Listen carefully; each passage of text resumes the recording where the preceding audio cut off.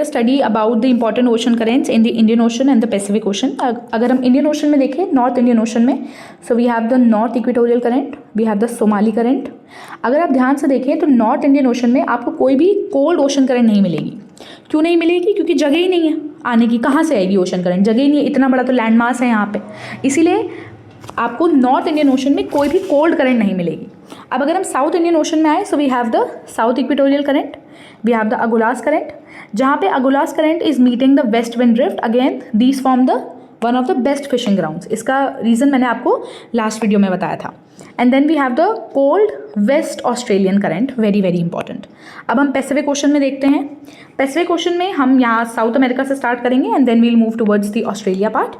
तो north Pacific ocean में we have the north equatorial current and then we have the Kuroshio current which is a warm ocean current. North Pacific current, again a warm current. Cold current में है Oyashio current.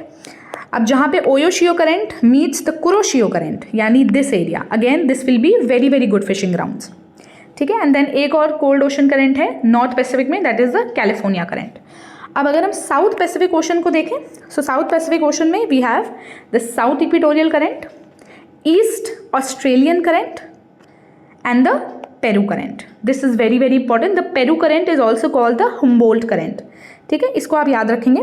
एक और important चीज़ है जो मैं highlight करना चाहूँगी कि यहाँ पे आपके हो सकता है यहाँ पे आप कंफ्यूज हो जाएं. आप इसको ध्यान में रखिएगा कि जो वेस्ट ऑस्ट्रेलियन करंट है वो कोल्ड ओशन करंट है और वो इंडियन ओशन में आती है.